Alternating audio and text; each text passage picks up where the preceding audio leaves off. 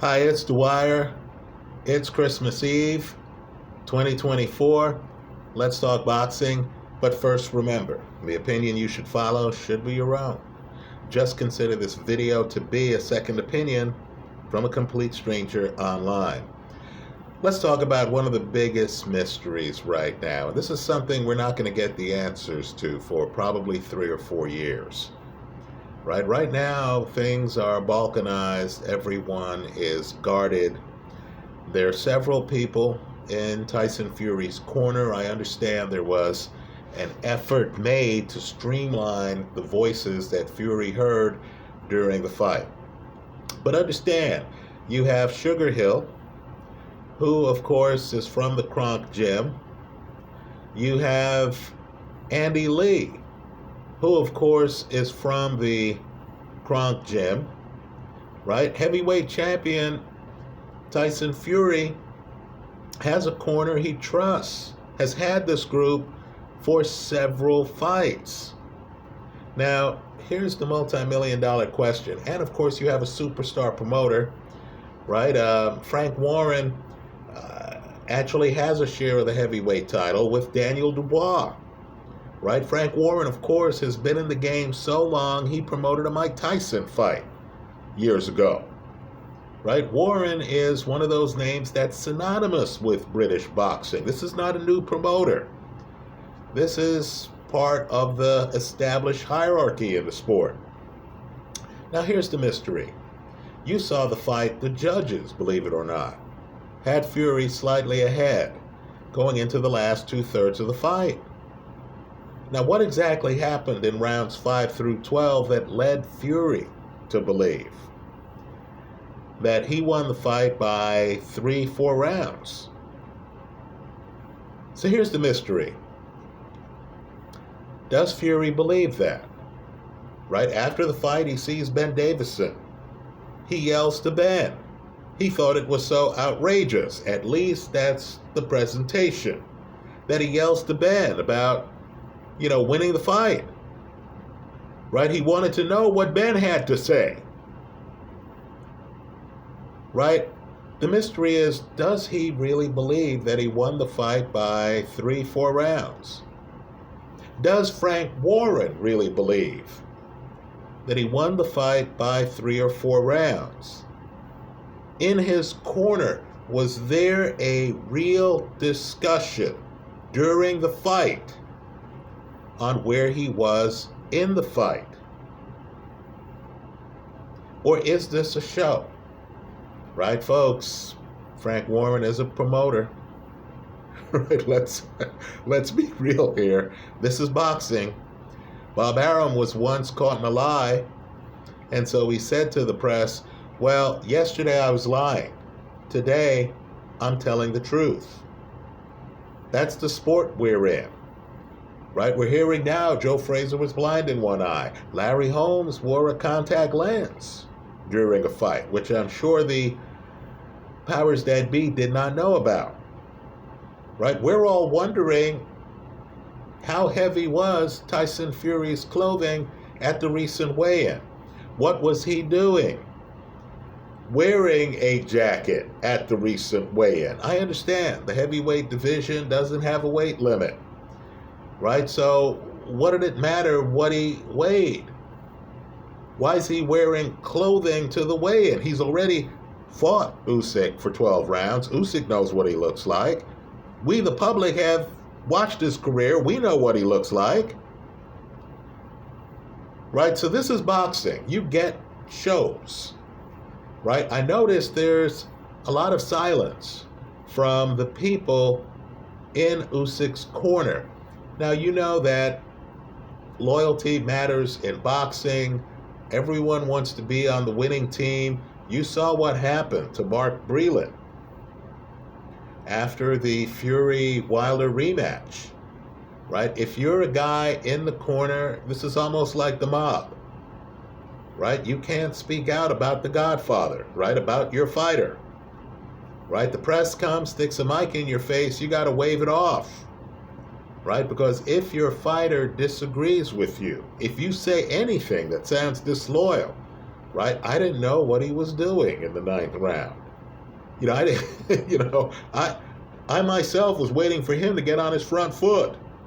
You understand that that might kill your golden goose, right? You're getting prestige from the affiliation with the heavyweight champ. You're part of his corner. You're part of his preparation. You're part of the interviews that the Zone gets pre-fight, right? You're viewed as a spokesman for your fighter, right? But you tell me, what fight did Tyson Fury think he was in? Right? I never saw Usyk holding on, staggered. Didn't you think Fury needed his own version of the ninth round from the first fight? I never saw that.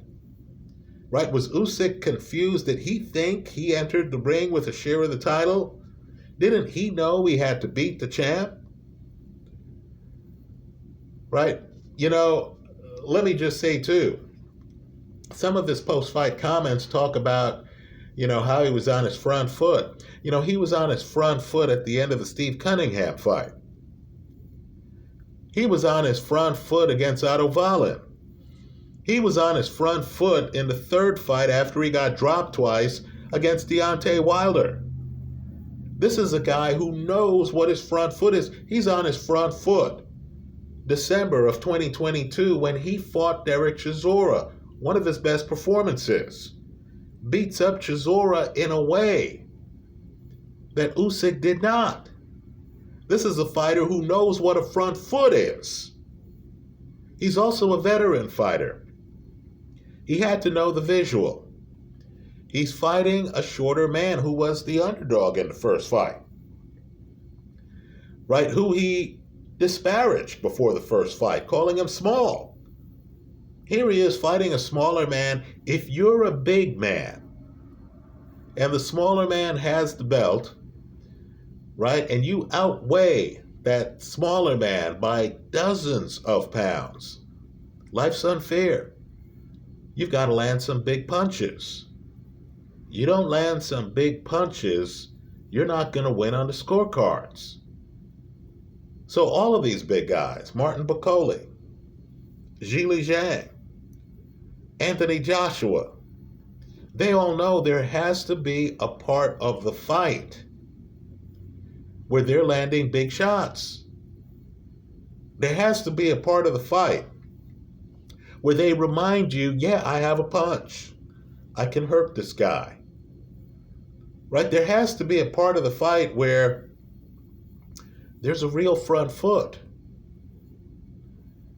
Right? Where, the big man makes the little man look like he's running away. Now here, folks, I didn't see that. Right? Even the body punches. Okay, Usyk had some success throwing jabs to the body. How was he allowed to throw jabs? Shouldn't Fury have backed him up? Look at the Steve Cunningham knockout. Shouldn't Fury have backed him up to the ropes like he had Cunningham? So that Usyk wouldn't have been in a position to throw jabs to Fury's body.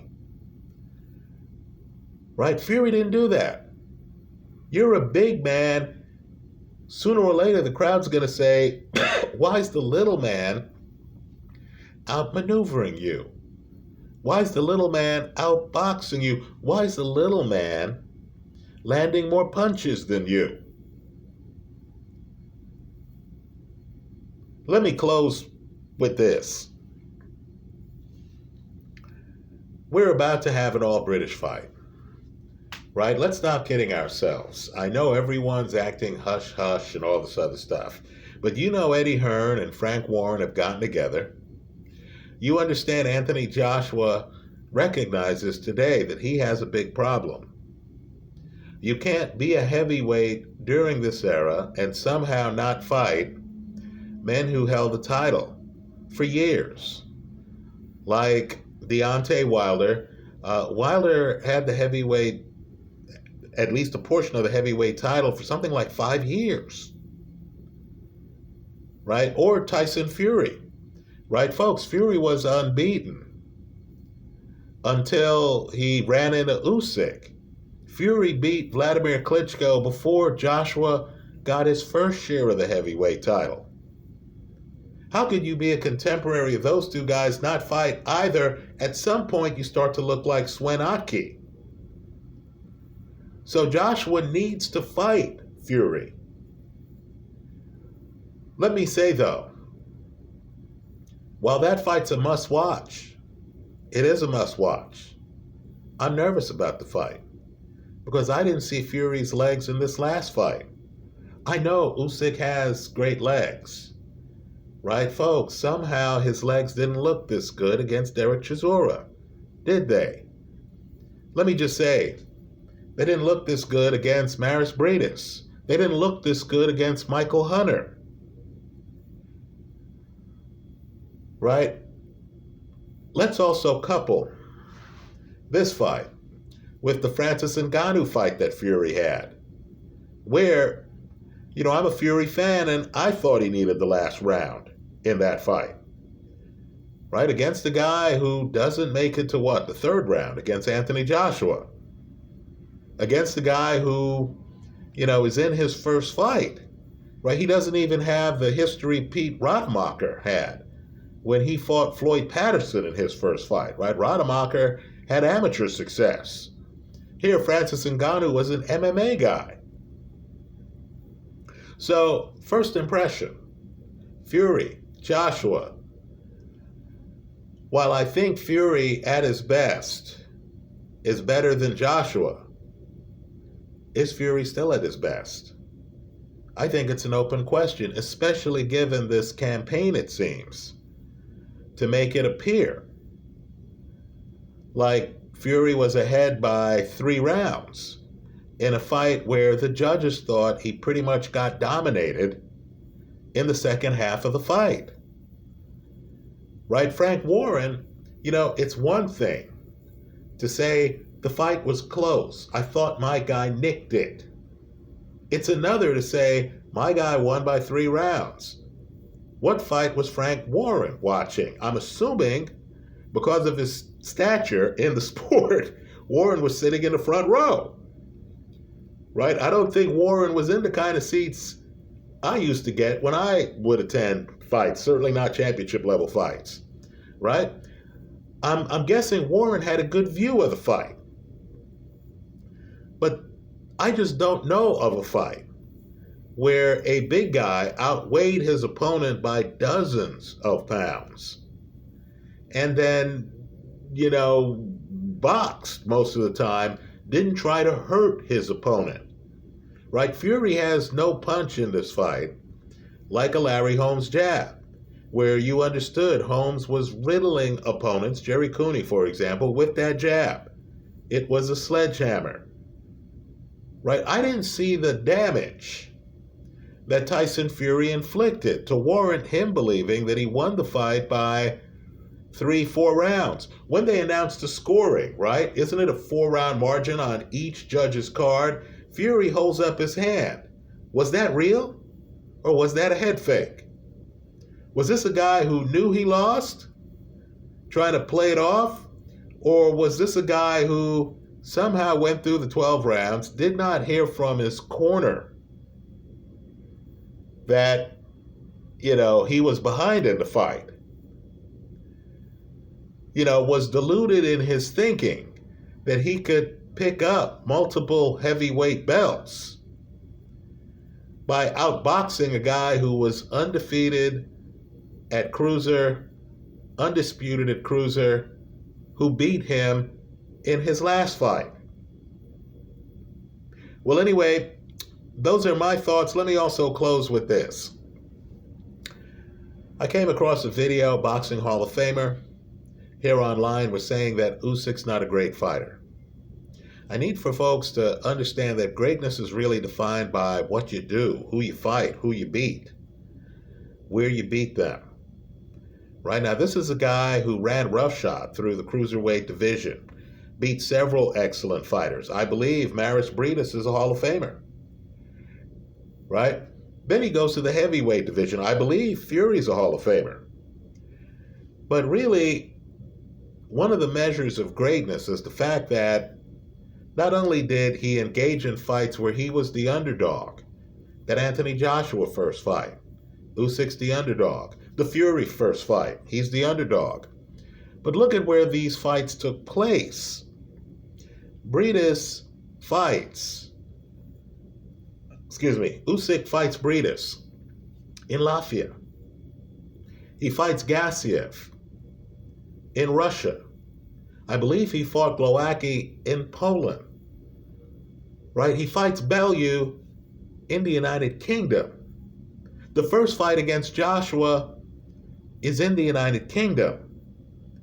Right? Understand, you're looking at a guy with an unbeaten record as a professional who, because he's Ukrainian, had to fight some of the biggest fights of his career in his opponent's backyard. Right? So let me just say, I don't know how anyone could look at a guy who literally has done a one-man invasion of the United Kingdom. Folks, he's even beaten Daniel Dubois, for crying out loud. Right? This guy has come in to the heavyweight division after already being undisputed. This is his second act. And he gets the undisputed heavyweight title. And along the way, he's winning fights where he's the betting underdog. He's the one who had the 9th round against Tyson Fury in the first fight. Fury has no equivalent round to that 9th round in either the first or the second fight. Right? The ref gets in the way a little bit. I want people to look at that 9th round carefully. Right? I'm not saying the ref is, throwing the fight or anything like that, but Usyk could have gotten a knockdown in that round. Right? Gets a count. Could have gotten a knockdown. Fury hits the canvas in that round. Right, folks? I don't know what a great fighter is supposed to be. If we aren't going to give a guy that accolade who is unbeaten, fighting fights as an underdog on the road. I don't get it. Now, I will say this. Usyk's comments suggest that he's going to dial it back at heavyweight. Right? He's not calling out Martin Bakole. He's not calling out the new generation. Let's be clear on who they are. Moses Atama, Richard Torres, Jarrett Anderson. Nor is he calling out his sparring partner, right? Former sparring partner, Martin Bakole. I get the feeling he's looking around and he realizes he's in his late 30s. There are some fighters out there who would have an aggressive front foot against him, as Derek Chisora did. Right? Let's be mindful too. Let's be careful here of the idea of Dubois, if he beats Parker, fighting Usyk again. The Parker fight is a voluntary for Dubois. So necessarily, Dubois would have to pass over his mandatory again to fight Usyk. What makes me nervous about Usyk again becoming undisputed is the idea that he could then pivot, keep a share of the title, while fighting guys who are less deserving than some of the guys in the queue. Not only that, this fight was for multiple belts. I'm a little bit nervous. It was already a rematch. Aren't there other mandatories to some of these belts? I'm one of the few, and I understand that, who would love to see Filip Ergovic against Usyk. Right? So let's be careful here what we ask for. The heavyweight division is awfully deep. The belt has been monopolized by just a few names. Are they going to throw it open so we actually see Kabayel, Bakole get shots at the heavyweight title? What I also want to is to see the young guard insist on fighting the old guard rather than each other. Right? Moses Atama should be going for this geriatric set. Right now, the truth is heavyweights age more slowly. Right? But the point is, I don't want young guys to cannibalize themselves. So I don't want to see a Tama against Richard Torres. I want to see Richard Torres saying, hey, here I am, Usyk. Do you know who I am? I won a silver medal in the Olympics. I'm unbeaten. I'm a southpaw. Lord knows I have a front foot. I'm an athlete. Right? At this point, probably a better athlete than Tyson Fury. I'm not saying better boxer. Just someone with, a lot of stamina, a lot of recuperative powers. Right? Folks, the heavyweight division is on fire right now. Let's not have them exclude most of the division. Let me say this too, and it's an old story in boxing. I remember watching Maurice Hooker against a guy who was too young, they said. His name was Felix Trinidad. Trinidad, of course, took the title, went on a run. Right? Moses Atama is unbeaten. I know he's 19. Right? I'd love to see an Usyk say, let me fight Atama. Right? I'd love to see a Joshua say, let me fight Atama. Right? I'd love to see a Daniel Dubois say, let me fight Atama. Right, folks? There are a lot of fights out there that could be made. We don't necessarily need to have fights involving two guys over 35 now that Fury Usyk has been settled. Right? Let's open this up. The athletes are there. The heavyweight division these days is incredibly deep. Those are my thoughts. Happy holidays to everyone. Thanks for stopping by. Please leave your comments in the comment section of this YouTube video. Peace.